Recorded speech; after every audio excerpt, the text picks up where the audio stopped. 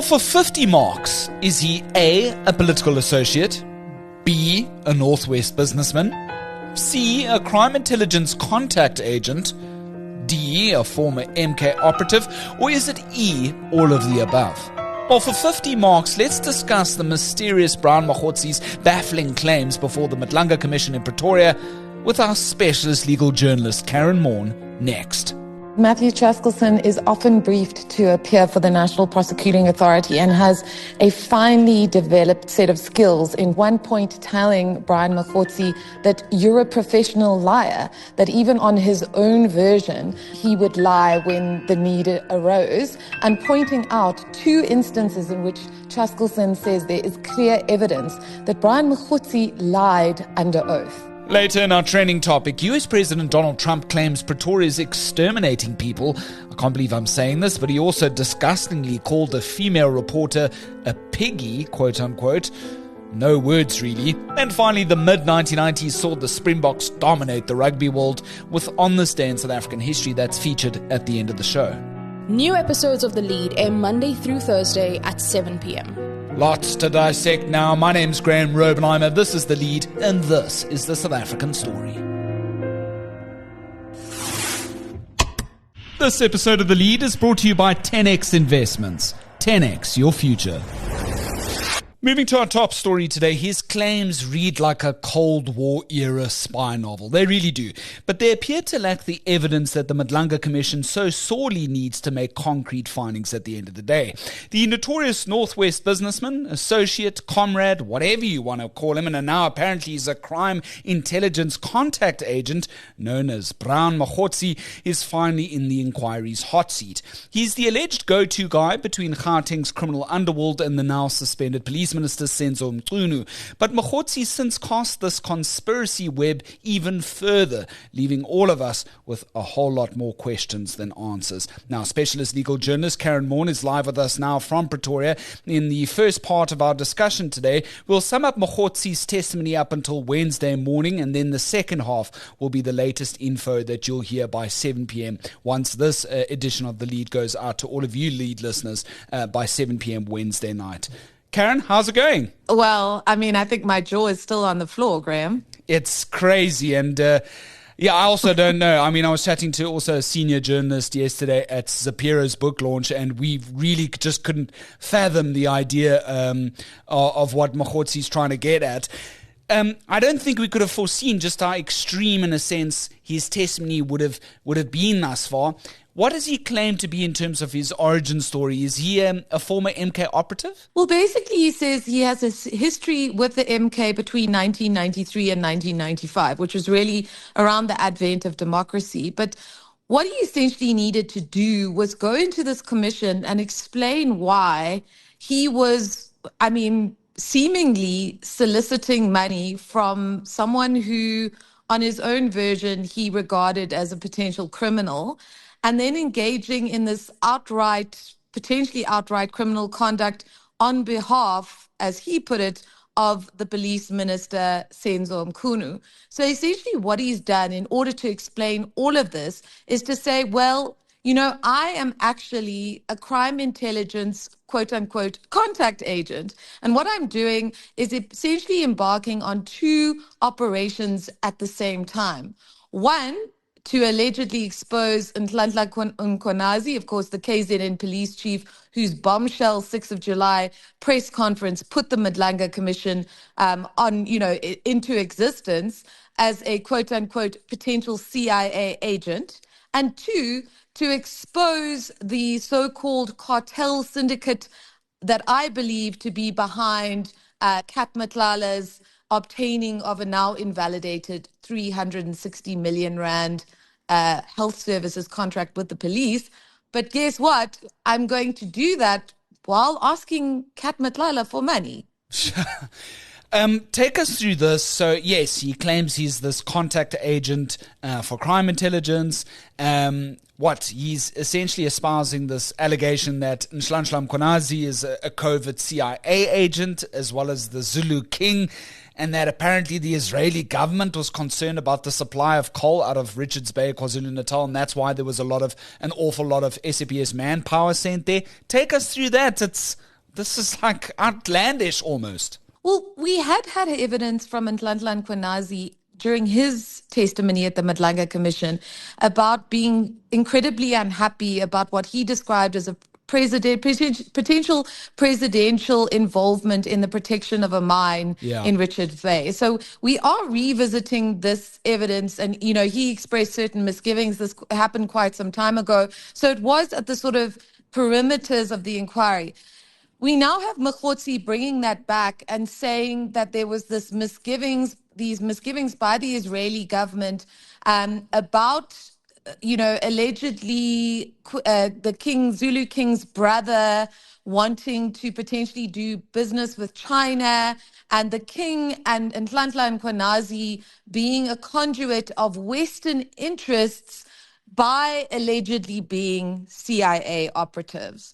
So he's trying to sort of take, what appears to be quite a profound factional battle within the police to make this big story about Western interests and Nhlanhla Mkhwanazi, because he at one stage went for training in the United States as potentially being CIA agents. But as you rightly point out in your intro, Graham, there's absolutely no substantiation for any of this. We know, of course, that Mahortzi said he went to Kenya at the alleged behest of the now late police minister Nathi Mthethwa to go and meet with a quote-unquote source called George to get some substantiation for this. But of course, it doesn't go beyond the realm of suspicion. It appears at this point just to be a mechanism by which Mahortzi appears to be attempting to delegitimize Mkhwanazi's allegations. It's so mind-boggling because it reads like a 1960s, 70s sort of like deep apartheid West versus East communist. Yes, but absolutely. Except the shoes are now on another foot. It's so out there. But anyway, let's move on to this. He also touched on the circumstances, Mahortzi, that is, alleging the circumstances surrounding the late former police minister Nathi Mthethwa's puzzling death in Paris. And of course, there have been a lot of questions about this, and we don't have really much finality when it comes to learning an awful lot about the investigation from the French authorities. What does Mahortzi say here? He's saying that he had a conversation with Nathi Mthethwa in September, which of course is the same month that he, fell from the 21 floors from the Paris hotel, allegedly after telling his wife that he intended to take his own life. Of course, there have been a lot of question marks over that. Nathi Mthethwa coming back into the commission during Mkhwanazi's evidence, where he said that the police minister had been part of an effort to protect then crime intelligence boss Richard Mdluli from potential consequences in terms of his, allegedly corrupt conduct in relation to the police slush funds, which I think at the moment he is on trial for. He, of course, was found guilty of the kidnapping and assault on his now deceased love rival, Opa Rabakhibe, who was murdered, died in a hail of bullets, I think in the 90s. So, Nathi Mthethwa was brought back into the commission's business by Mkhwanazi's testimony. But of course, Mahortzi saying he had this conversation with Nathi Mthethwa, who expressed the same suspicions over, Nhlanhla Mkhwanazi potentially being a CIA agent during that conversation, and saying that he should then go and speak to this alleged George figure, who we don't even know if this person existed and what his role was. He, of course, reveals that the late police minister wanted to come and testify before the commission, and Matthew Chaskalson is evidence leader, saying that there was absolutely no contact from Mthethwa in that regard. Very interesting. Yeah, sure. I'm sort of just like my mind is going through everything, and I'm also just trying to make sense in the heads and tails of it in terms of all the testimony we've heard thus far. It appears Mahortzi's been struggling to sort of explain away the fundamental WhatsApp messages and exchanges between the various role players that forms the bedrock of evidence that's been brought before this particular inquiry. He struggles to sort of make sense of certain things, and I feel like he might be tripping up over what he needs to say in regards to a lot of this evidence. And of course, being that alleged conduit between Vusi Musi, Kat Nhlanhla, and the now suspended Police Minister Senzo Mchunu about the 360 million rand cancelled SAPS Health Services tender. How does Mahortzi explain away these things? Some sort of talk about charity funds establishments? I think that's what's going to become one of the biggest issues for him, is that he repeatedly solicited funds from Kat Nhlanhla, amongst other things. I think it was about 149,000 rand for people, about 8 people to be transported and taken to the ANC's January 8 gathering in Cape Town. And, he has not really provided a satisfactory explanation, but beyond saying, well, I had to have this, what he described as a legend, because I'm trying to expose the criminal underworld. So I have to then present myself as potentially being part of the criminal underworld. What, of course, the big question here is, Graham, what was the involvement of South African law enforcement in all of this? And I think Brown Mogotsi doesn't fully grasp that this commission has subpoena powers. It has the ability, and we've seen this before, to get documents declassified. It got the interministerial committee that was responsible for the PK, Political Killings Task Team, PKTT, it got its minutes declassified. So certainly with Mahortzi making these allegations, it is not beyond the realms of possibility for this commission to find out if Brown Mogotsi was indeed the crime intelligence contact agent that he alleges to be. And if so, why was a civilian being put in the position of conducting these highly sensitive operations in circumstances where, he's made certain bizarre allegations about potentially turning an informant into a 204 to testify about disciplinary action against crime intelligence, boss Feroz Khan? I mean, in what world does that happen? And remarkably, Graham, we know that the Hawks have a transcription of a recording that he did allegedly after obtaining a warrant to record a phone conversation with, with this alleged informant. So at base level, it does appear that this man had some kind of connection with the Hawks. He has claimed, amongst other things, to have been a crucial part of the police operation to track and recover Thabo Bester, the Facebook rapist, from Tanzania, which is where he was with Nandipa Magudumana. So this man touches not just this issue, but a number of other very important potential police operations. There do appear to be some kernels of factualness to factuality. I don't know what the words are escaping me, because as I said, the draw is still very much on the floor. But if he was involved with police, I think that's going to be more of an indictment against our police and crime intelligence environment than anything else. And I ironically think that his evidence, certainly in regards to his communication with Mchunu, who he has said, he had no personal relationship with, but was engaged in routine Signal conversations with. We know Signal is a vehicle that we as journalists use to potentially shield sources when they want to give us information. So there are question marks about why he was using Signal. But all this communication happening at the time that the Political Killings Task Team is disbanded. And we know, of course, Mchunu very much trying to sort of portray, Mahortzi as a comrade, but not an associate, doing a huge amount of gymnastics to say, well, I wasn't really communicating with him over this. And now it's coming out that there was communication. It may have been a bit one-sided, but at least 2 phone calls emerging during the course of Mahortzi's evidence, where he says the minister, and there's a record of the minister actually calling him. Just to circle back to the initial evidence brought by the KwaZulu-Natal Provincial Police Commissioner, Nhlanhla Mkhwanazi, about this the evidence of Mahortzi allegedly funneling monies from the CAT to Mchunu for his ANC political campaigns. How does Mahortzi counter that? What did Mkhwanazi say initially? let's just end off there before we take a break and then move to the latest revelations with senior evidence leader Matthew Chaskalson obviously coming in for the grilling during the next few hours. Mkhwanazi had used those Cap Matlala WhatsApp messages to say, look, there's this overt evidence of Mahortzi soliciting money from Matlala, essentially for the aspirant Senzo Mchunu's potential presidential campaign for the ANC. And of course, we know Mchunu said, look, I had nothing to do with this, etc., etc.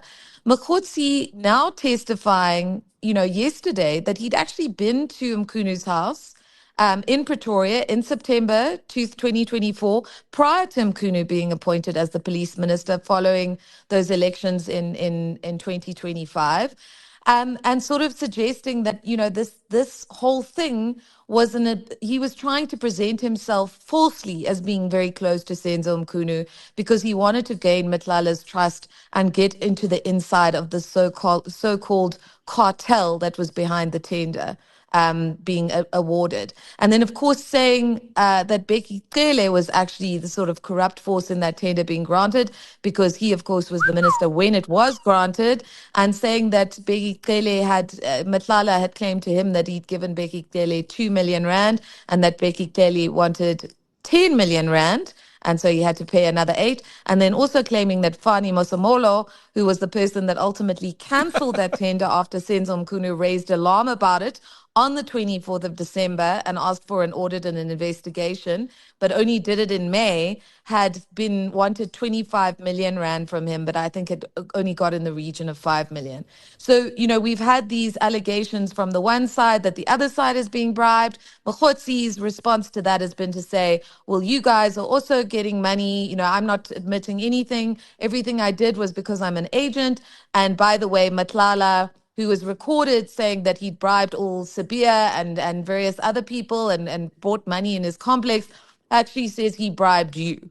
So, in between all these smoke and mirrors, the truth lies. And I think the truth ultimately is going to be a very damaging one for the ANC government. And as I said before, this is yet another indication of this commission being a death knell for the once ruling party. I think the word that was escaping you was kernels of truth. And, you've always got snacks on top of your mind, yes, Karyn, to get you through this Madlanga Commission. You always want to get the snack story out there. I stand by my love of snacks. There was a lead listener the other day at a specific book launch through News 24 that came to speak to me and asked about how you were doing and whether or not you had sufficient number of snacks at the Madlanga Commission. But I thought I'd just end off here. You know that Spider-Man meme? Bless you, whoever you are. A top publicist. Do you know that Spider-Man meme with all the different Spider-Mans pointing at each other? Yes, 100%. This is that. Like, all these people know each other, allegedly. I 100% agree with you. And I think if there was ever a meme to articulate this latest installment of the Madlanga Commission, that would 100% be it. Chat to you in a few hours, Karyn. See you just now. At 10x Investments, we don't only help you invest for retirement, we help you craft a legacy. With thoughtful planning and meticulous execution, you can create the retirement future you've always wanted. Invest with us today. 10x your future. 10x is a licensed FSP. Welcome back, lead listeners. We're resuming our discussions now a couple of hours after the first part of our podcast chat with a specialist legal journalist, Karyn Maughan. This is now the very latest from the inquiry, as proceedings have just ended at just past 4 o'clock.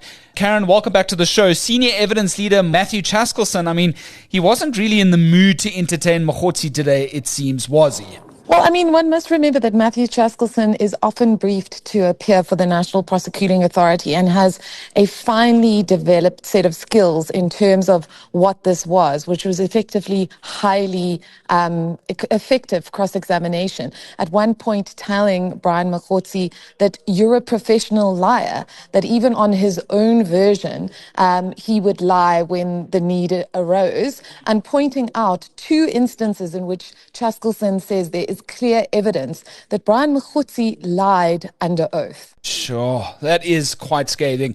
The Northwest businessman, the mysterious one at that, it also stressed at one point that he came to the inquiry on his own volition and apparently his life is in danger? Yes, he had said he was, I think the word he used was very concerned when he allegedly, on his version, survived a near-death assassination attempt and was then, basically questioned in public where people said that this was potentially staged. And he said, that this concerned him and that also that he'd asked his own lawyers about potentially getting protection because of the evidence that he was getting in the commission. Sure. Back to Chaskalson. He pulled apart that previous sort of like Israel, Richards Bay coal story. He claims that Mahortzi's allegations that Mkhwanazi is a CIA agent, that's misdirection, that the Israeli connection is bogus.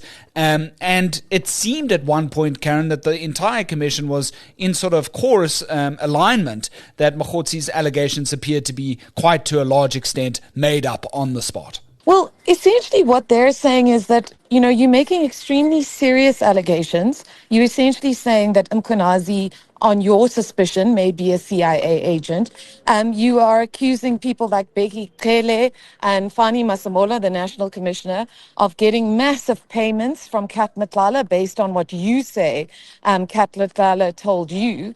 And those kind of allegations must be substantiated with evidence, given the seriousness and the implications of them. And I think at one point, Advocate Sesi Beleoy, who's one of the commissioners here, said to Mahortzi,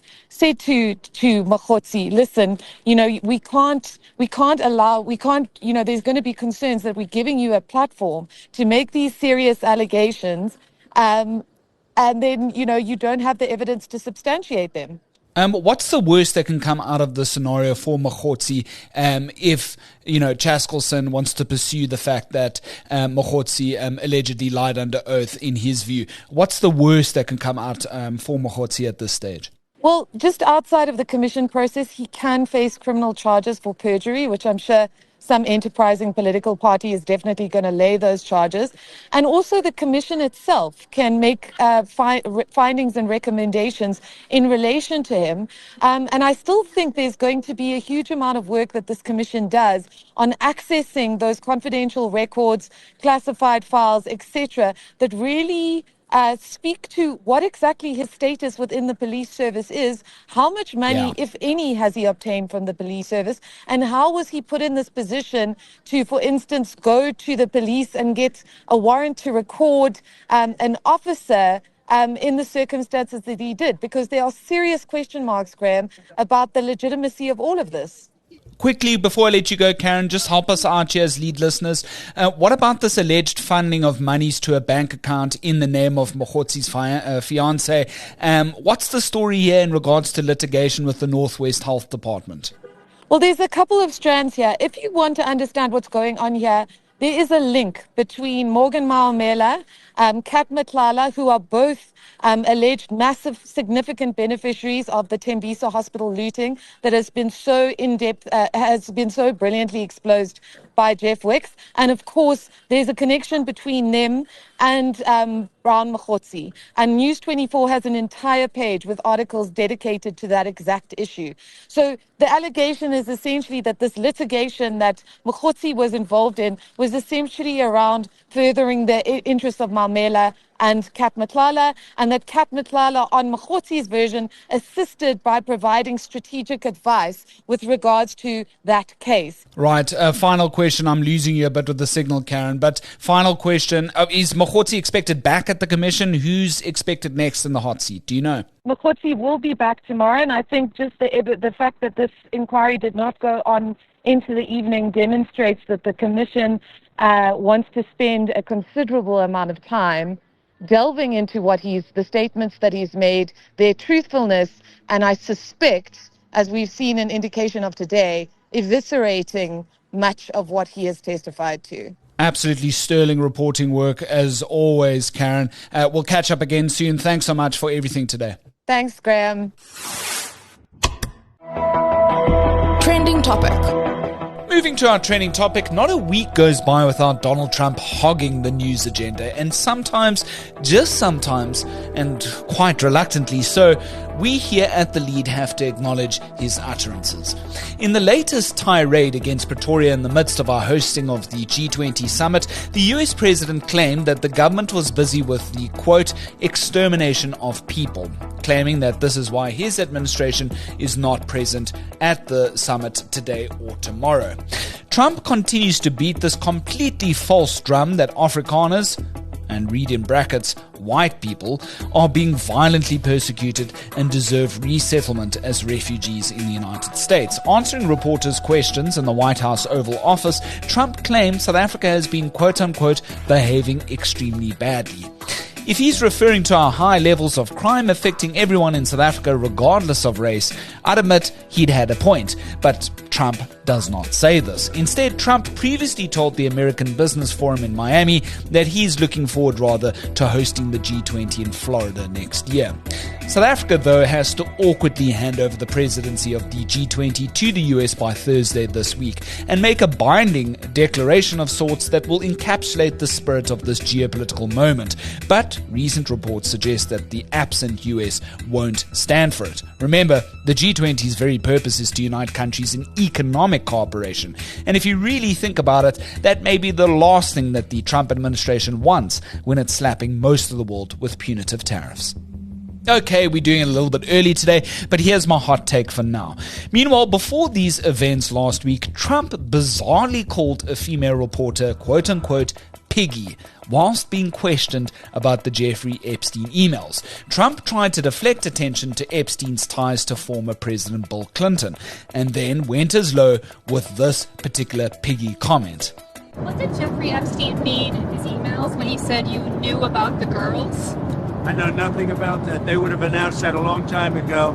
It's really, what did he mean when he spent all the time with Bill Clinton, with the president of Harvard, who you know, that is Summers, Larry Summers, whatever his name is, and all of the other people that he spent time with. Jeffrey Epstein and I had a very bad relationship for many years.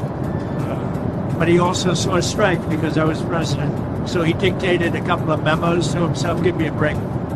You got to find out, what did he know with respect to Bill Clinton, with respect to the head of Harvard, with respect to all of those people that he knew, including J.P. Morgan Chase. Sir, Yeah, Jennifer, go ahead. Incriminating in the file, Venezuela, Why sir. not why are you acting as if Quiet, Biggie. on Go ahead. Venezuela, sir? You've got a lot of. My question to you is, do we file this under Trump's WTF dossier, or can we finally ask, when comes the time to disavow this, because no one's laughing, Mr. Trump? What say you? Drop us a voice note, 072 562 3179. Looking for a smarter weekend scroll? The Weekender is your ultimate guide to bold stories, sharp opinion, and a fresh lens on life in Mzansi. From exclusive interviews and powerful essays to wine picks, playlists, and pop culture gems, it's your perfect weekend read all in one place, landing every Saturday on News 24.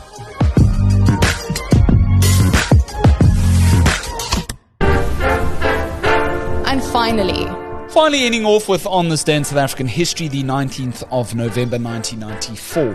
Well, on this very day, the Springboks delivered a dominant 34-10 victory over Scotland at Murrayfield. Well, it was South Africa's very first visit to Scotland since the year 1969, when their tour was overshadowed by anti-apartheid protests and ended in a 6-3 defeat for the Boks. However, in 1994, under coach Kitch Christie, the team was building serious momentum. Although not quite as racially transformed as the team is today, the Murrayfield win formed part of a remarkable run for the Springboks in the lead-up to the 1995 Rugby World Cup. Now, after beating Scotland, South Africa went on an unbeaten streak under Christie, winning 14 consecutive test matches. That run ultimately culminated in their iconic World Cup triumph on home soil the following year. Just a reminder, tomorrow's edition of The Lead, we hope, is going to be focused squarely on all things G20. You may want to listen out for that one. It'll be our final edition of the week, coming out like clockwork, of course, at 7 p.m. in the evenings. On all your favorite streaming platforms, hit like, follow, and subscribe. That way you'll be notified exactly when it does arrive. If you'd like to mail us, thelead@24.com, or WhatsApp us, the 072-562-3179. And special thanks to 10X Investments for sponsoring The Lead this very November. The Lead continues to be important daily listening for all you newsies out there, and we appreciate all the support thus far. Until the next one, my name's Graham Robert-Eimer, and so long as there's trusted news first, we'll have The Lead. This episode of The Lead was brought to you by 10X Investments. 10X, your future.